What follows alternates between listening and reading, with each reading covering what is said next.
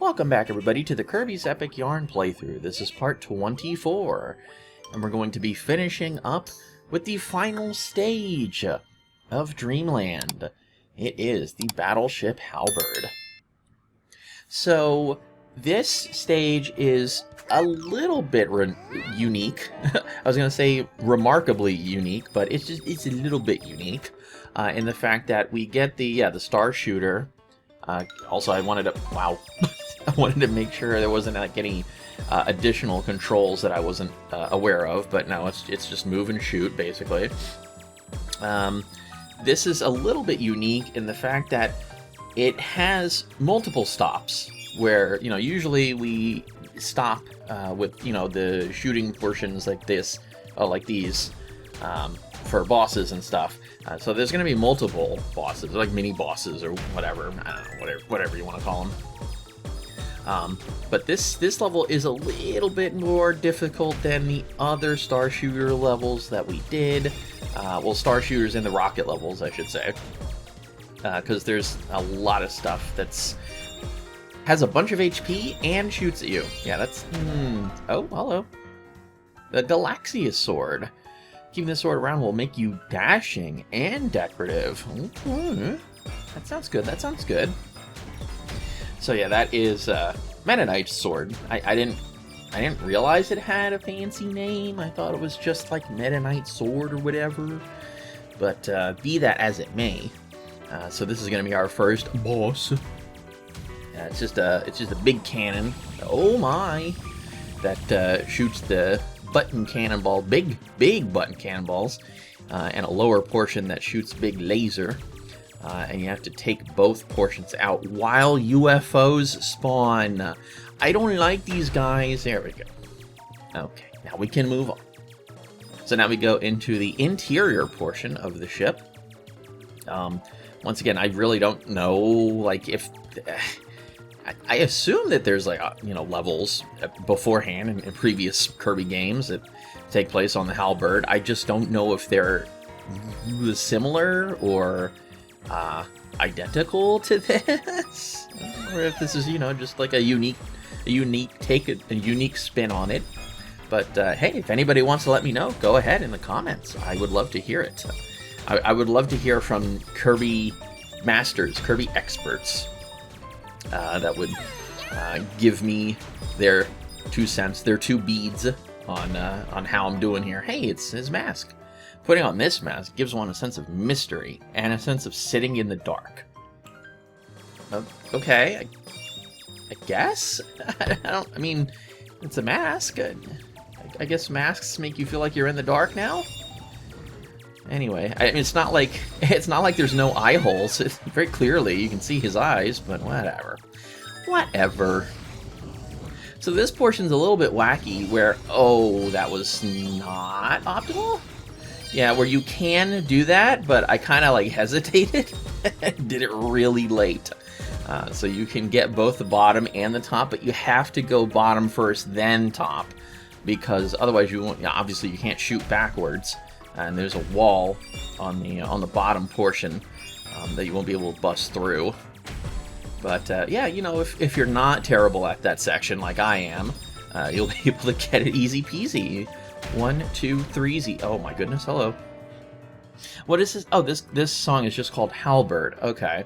I wasn't sure if it had like a different name or anything, but anyway, both of those giant cannons both had a treasure in it, the CD and the 5-star bonus at the end. Now we get this. I don't think this is the end here. Oh dear. Oh my goodness. I'm getting hit. Oh my, that's a lot of fire. Oh, that's a lot of laser. There's a lot of stuff going on here that I'm not appreciating.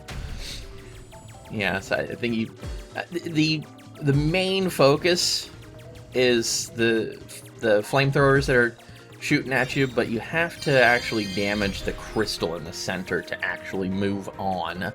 So I guess if you're fast and skilled enough, unlike me, again, you can just destroy the crystal and just, you know, avoid having to destroy the flamethrowers altogether. Yay! Alright, and that should be... Yeah, that you better stop. for our very last lottery spin, I guess, at the end, we get the 5-star. Feels good. So now, once again, as per usual, like I always say, since we have completed an entire world, it's now time to go help our neighbors with what they need done. And of course... Oh, that's right. Oh, this happens at sort of the end here. So you get the... I guess we got all the CDs and all gold medals. So we completed tunes and medals, apparently. I was talking about neighbors. Oh, and as you guys saw earlier in this video at the beginning, I just skipped right on by that yin yarn fight. Again, this ain't no end of the playthrough here. This is the actually, we've got 2 more parts after this, but we're almost there. Almost at the end. I can't believe it. It is finally almost finished. After the literal years that it took. We are finally nearing the end of this beautiful playthrough. That, again, unfortunately took a little bit too long, and I apologize for that very many times. But, yeah, I'm happy that we got here. Now, this is the third... I want to say this is the 3rd time I'm trying this stage. The very first Zeke, at the very beginning, I didn't see that guy twice. Because he hides behind the wall for, like, an extended portion, and then only briefly peers out. So you kind of have to, like, take your time to be able to see him. Well, I mean, obviously, I guess you guys know that he's there now, but... I guess, like, in a general run... you don't really want to rush ahead like I was doing, and I just skipped right past him, just like in the, oh no! Just like in the one, Snowland stage, where that one guy was hiding behind the wooden post, and I didn't see him because the post was brown. So, yeah, again, rushing forward, not optimal. Although that's what I like to do, you know, I like to complete things quickly, okay? Jeez, get off my back. Well, nice, even 500 beads, and we got another Zeke's hide and seeks. What is this one going to be on? I don't even remember. But, let's see here. What did it have to say about the Halberd? Let's see. It said that the Halberd is the ultimate test of your star shooter abilities. Basically, you infiltrate the Halberd Kirby Superstar style. Okay, I guess that's sort of the reference there. Destroy everything in your path. The stage itself is a good old-fashioned arcade shooter. The challenge doesn't come in until you... Oh, dear. Yeah. We'll get to that when we get to that. I'm just gonna remark on that one. That one is, I believe, the most difficult neighbor side mission in the game. But anyway... So that one was super quick. That was the digging stage, mole hole, right? And it was just in that one tiny little area. When I saw mole hole for the first time, I was like, oh no, not the digging power up again. But fortunately, it was not. It was not necessary. It was not needed or used or utilized. Dark Manor. Oh, that's right. So I believe this is the final Zeke's hide and seek in total, in sum. And it makes a lot of sense, because this one is in the Dark Manor, where you really can't see that well. I thought maybe there was, like, a guy outside, but no. Oh, and this really reminds me, and I can't remember if I mentioned this when I was actually in the stage for the first time, but when I was younger, my friends and I we loved to play hide-and-seek in the dark. That was the best.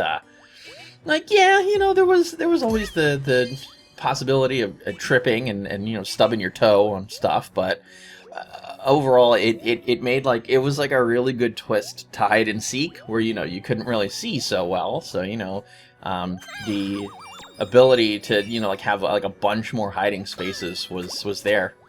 There was a proliferation of hiding spaces in hide and go seek in the dark.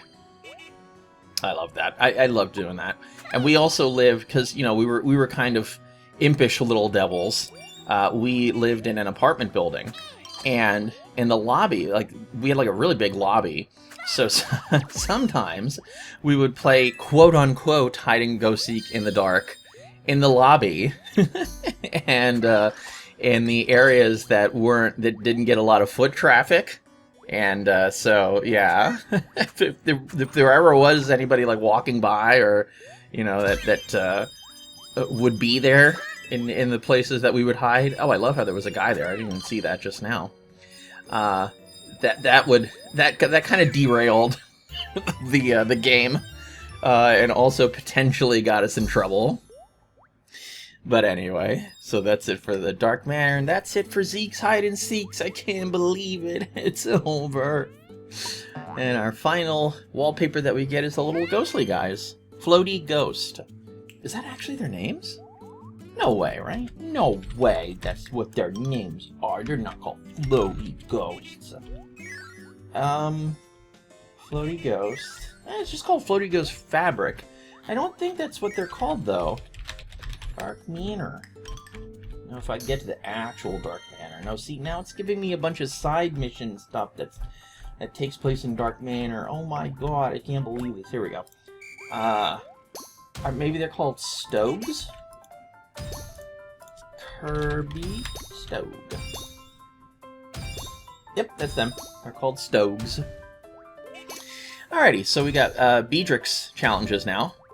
And we're here in Whispy's Forest, right? I almost said Green Greens. I was like, I'm so used to the name of the track, you know, because I have listened to the soundtrack for this game many times before actually playing it, and just fell in love with the soundtrack.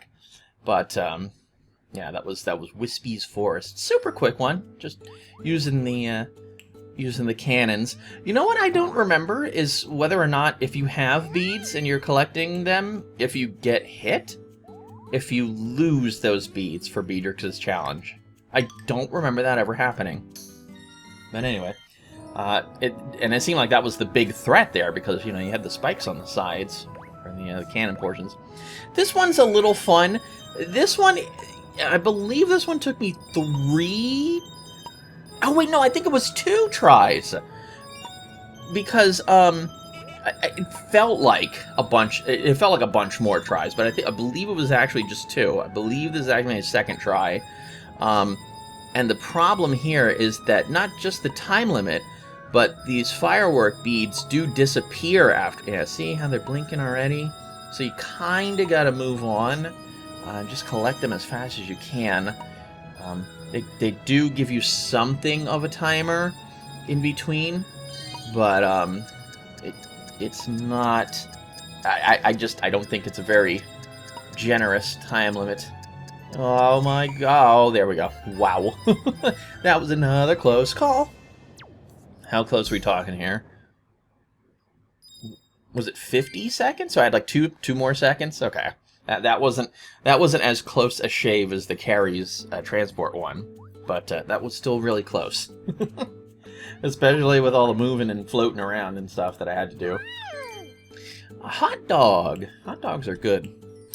You know what? Right now I'm on like a chili dog kick. I've been having chili dogs with cheese. Really, really good. Yum, yum, yum. Now this stage has a 5-star on it, and I will argue that there's another Beadrix's run coming up here. That's a lot harder than this. I think the challenge here is if you mess up, I guess you only have like a certain number of jumps that you're allowed to mess up before it becomes like a serious issue and you have to restart. But other than that, I believe this is my first try. I don't remember having to restart this one. Whee! And then zoop, zoop, zoop, go, go, go, hurry up, go, go, go, go, go, go. Oh, there it is. Oh! Oh, that scared me. I keep forgetting that that's solid ground there. I keep just thinking anything under the little roller coaster. I just, fallen, void, bad, bad, terrible times. Terrible times ahead. Okie dokie. Now, which one is the next one? What is that, a chain link fence? Oh, yeah, it is. That looks like a chain link fence. Okie dokie, what is this one? A mole hole. Oh, dear. Alright, I'm not a big fan of this one. I believe this one took me about 4 tries, and I think that's mostly just because I just detest the digging tower up. So I'm going to read a little bit of information. Nintendo Power, we're still on the release, post-release reception here. Nintendo Power praised the game's concept, gameplay, and graphics. Edge gave it a score of 8 out of 10, saying that not since Yoshi's Island's designers broke out the crayons has a Nintendo platform looked so much like a work of craft, but it's a pity that for the most part the levels don't feel as fresh as they look. A platform made of butterfly stitching is still just a platform. I think that guy is just a little bit too critical. This portion here was actually the part where I had to keep restarting, because I either forgot to go in that little door that goes in the background, or I mistimed it and just I don't know, it just took too long. It was just a mess. I'm not a big fan of that stage. The Escapist gave it a score of all 5 stars and called it one of those games that you'll play simply because it makes you feel so good. It's also challenging and clever, with well-done cooperative play and even a great soundtrack. There's no downside to this game. Oh, okay, I like that. This one's actually super fun. This one's not too difficult. The walkthrough made it seem like it was going to be. Let me see if I can... you know what, forget it. I think it said something just just go crazy and destroy all the enemies as you can. Also, I believe this is the first time that it actually told me that you can destroy those ice cannon guys. Because I didn't realize that at the time, even though I still did it, as I mentioned when it happened. Also, I think you do need to destroy that guy. I'm pretty sure that's a big deal. Where were we? The AV Club gave it a B+, and said, drawbacks aside, adults should consult their doctors about a prescription of epic yarn instead of Prozac. Okay, I mean, yeah, you know, it is a good feeling game, but I wouldn't really say, hey, stop taking your medication and play video games instead. That seems like a very bad idea. The Daily Telegraph gave it 8 out of 10, saying players who simply wish to drink in the dreamy visuals and enjoy the cute characters will find Kirby's Epic Yarn a breezy and attractive way to while away 6 or so hours of their time. Did they mean to say whittle away? Anyway, however, The Guardian gave it 3 stars out of 5, saying teenage boys will absolutely hate it. But when viewed as a platform game for kids, it's pretty impressive. Kirby first emerged in 1992. Only now has his existence been justified. That's kind of a weird thing to say. What? Kirby had really, really good games before that. This guy's kind of he's kind of acting like the games that came before it didn't give Kirby justification? That's a little strange. Also, he was in Smash, and Smash Melee, and I believe once this game came out, he was in Brawl? I can't remember. Did this game come out before or after Brawl? I can't remember. This is a 2008 game, right? I keep forgetting. It's a 2010 game. Okay, my bad. So yeah, Brawl had long come out by the time this game came out. I mean, I don't know. That guy's weird. Weird. Anyway, that stage really gave me a little PTSD of the time when I did it the first time around with Tank Bot, and didn't realize that I could aim up and down. Yeah. I don't remember. I don't think I did that one more than once. It could have been my second try. I don't remember. But yeah, that one's not super hard, especially when you're not a giant Tank Bot. Now this is the big scary level that I've been hyping up for a while now. Beadrix Run, the final challenge. 1,200 beads in 1 minute and 20 seconds on the Battleship Halberd. And the auto-scrolling is twice as fast. This is kind of a nightmare. I believe this one took me...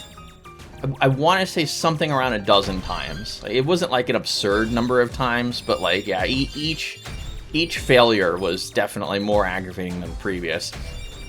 I found that destroying these cannons give you a decent amount of beads, and also, you know, the Bronto birds flying by are good too. This portion here, you really want to just kind of min-max it and just go through it as fast as you possibly can, because the bulk of the beads are after this portion here. So as long as you can get through this part, like quick, then you should be good. Should have it like at more than 20 seconds as you're going through here. I think I do kind of come under the wire here for this one. Let's see here. We got these guys, and then there's some beads. Oh, dear. Yeah, always. I think I had to damage boost, essentially. Like, damage boosting felt like it was necessary. Oh, my goodness. That was a close one. Yeah, damage boosting feels like it's necessary for that. Oh, my God. That was another, what, 29 milliseconds? Whew. Oh, never mind. That wasn't Beadrix's final one. Oh, dear. But no, that one definitely is absolutely the most difficult neighbor challenge in the game. That one's a rough one. So as we go into I believe it's the final one, for real this time. The outer rings. I don't remember what happens here. Oh! Okay, this one's just fun. Critics praised the soundtrack, which was described as tranquil, sugary sweet, soothing, and jazzy. The remixes of classic Kirby games, or themes, was also appreciated. However, game trailers and Jeremy Peoples of Hardcore Gamer felt that some of the tracks were too slow-paced and sleepy. I disagree. I like the chill tracks. Games TM remarked that the music rarely comes close to the orchestral majesty of the Galaxy games. So Super Mario Galaxy? Yep. But singled out the Melody Town level as the game's audio-visual highlight. The narration received mixed reactions. Game trailers and Peoples likened its effect to a father reading his child a bedtime story.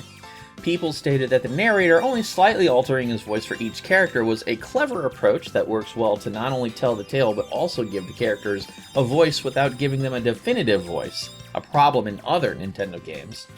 While David Sanchez of GameZone and Corby Dillard of Nintendo Life deemed the approach fitting for the game's lighthearted tone, Dillard noted that the narrator tends to overdo it a bit. Sanchez admitted that the result sounded cheesy, and James Stephanie Sterling of Destructoid compared the narrator to a, quote, creepy uncle. That last guy is off. He's off as a rocker. I like the narrated portions. I think they're cute and calming. It's definitely like a teacher, you know, reading a story to a group of kids. Anywho, that's going to be it for this part of the Kirby's Epic Yarn playthrough. Join me in part 25, where we'll be closing out more of the neighbor side missions. Thank you so much to my lovely supporters for supporting me, and I will see you all next time.